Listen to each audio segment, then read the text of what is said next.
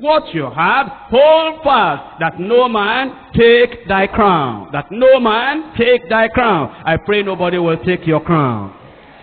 Many years ago, persecution against the church, in this particular area I'm talking about now, was very intense, very difficult and very high. And there were these people that were Christians. And he decided that they were going to kill them, but not by shooting them. They were going to kill them by making them die slowly.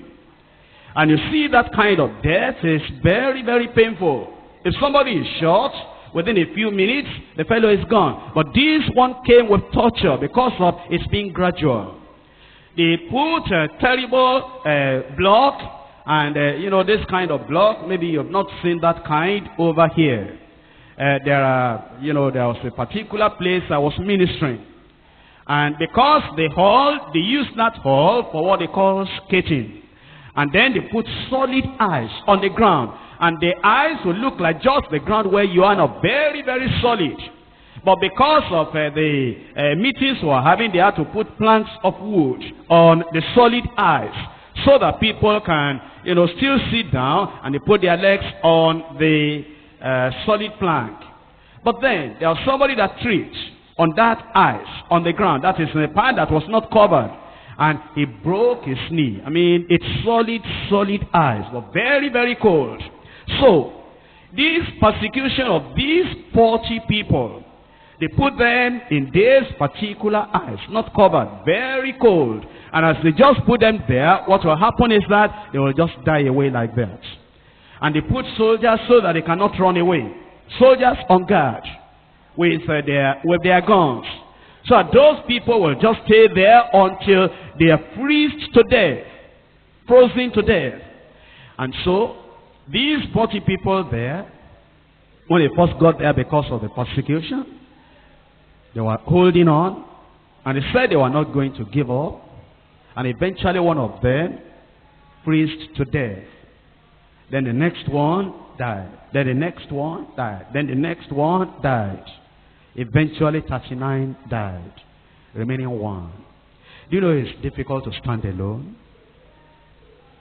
Do you know that when there's no encouragement and when there's no fellowship, where you don't hear the word of God like this, do you know, you'll think that you are the only one going through what you are going through. It's difficult to stand alone.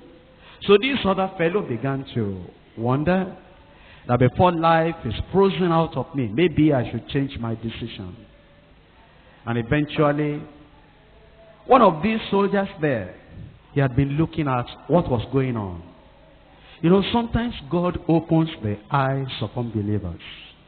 Like he opened the eyes of Nebuchadnezzar and gave him that dream that Daniel interpreted. Like he opened the eyes of Pharaoh and gave him those two dreams that Joseph interpreted. Like he opened the eyes of the wife of Pilate and gave her that dream that he eventually said, don't do anything with that innocent man. He opened the eyes of this soldier carrying the gun and watching over these people that were dying one by one. And he saw that these people, immediately they die, the crown will be put on them, and then they fly away. He was saying, what? Glorious death? So, this last one, when he was alone, and the cold was much, and the hunger was much, and the loneliness was much, and everything was so terrible, and all these other 39 people, they have died. He was looking at their bodies like this, not knowing where they had gone. He told those soldiers, he said, I give up. I can't continue again. I can't endure again. That soldier that God opened his eyes said, you don't want to continue, come out of the eyes, let me take your place. And took his place and got his crown.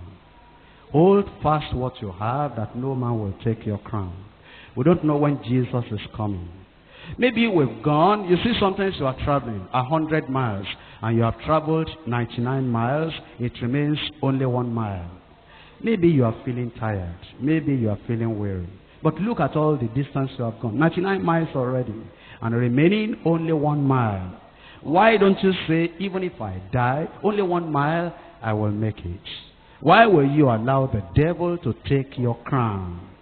here we are. Look at how you have prayed. Look at what God has done in your life. Look at the endurance. Look at what we have suffered already. Look at the hunger. Look at the joblessness. Look at how your family rejected you. And we have come to this point now. Is it at this point we will say, I cannot continue again?